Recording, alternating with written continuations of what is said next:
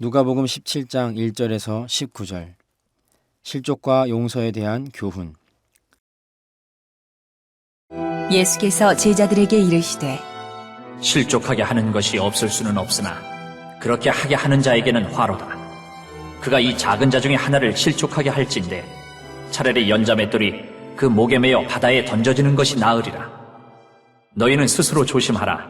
만일 내 형제가 죄를 범하거든 경고하고 회개하거든 용서하라.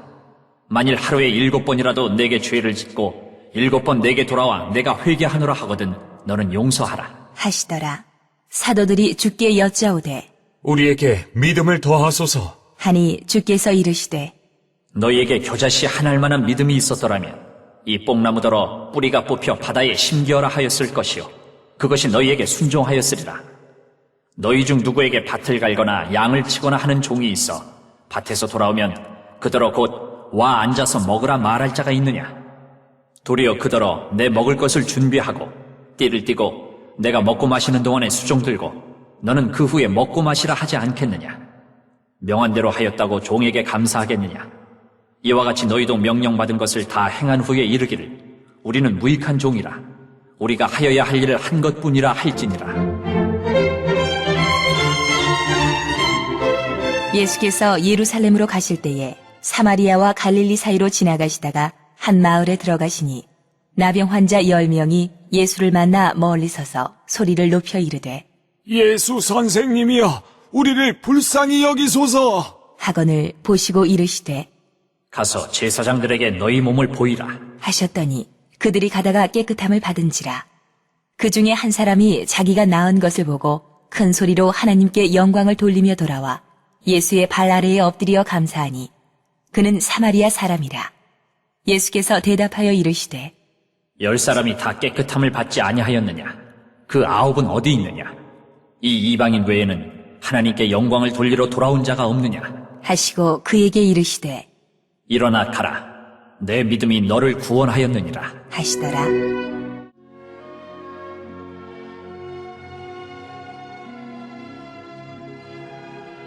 일절에서 10절. 용서, 믿음, 종이 할 일. 예수님께서는 사도들에게 종의 믿음을 가지라고 하십니다. 종은 밭에 나가서 일하고 집에 돌아와도 먼저 주인의 먹을 것을 준비하고 식사를 하는 동안 수종을 들고 나서 자신도 식사를 하는 것이 당연했습니다. 예수님이 말씀하시는 무익한 종의 자세를 가장 잘 보여준 사람은 바울입니다.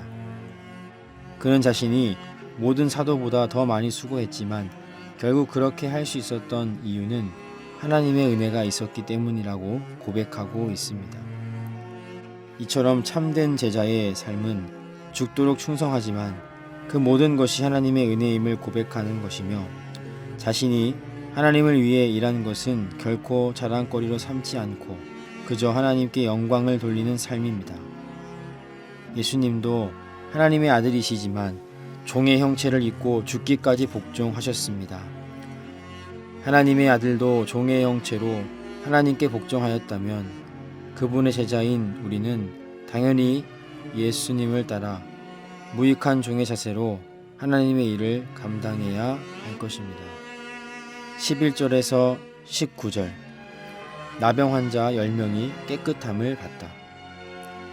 예수님께서는 예루살렘을 향해 가는 길에서 나병 환자 10명을 고쳐주십니다. 그런데 함께 기적을 체험한 9명은 자신의 갈 길을 가고 1명, 곧 사마리아인만 예수님께 찾아와 감사를 드립니다.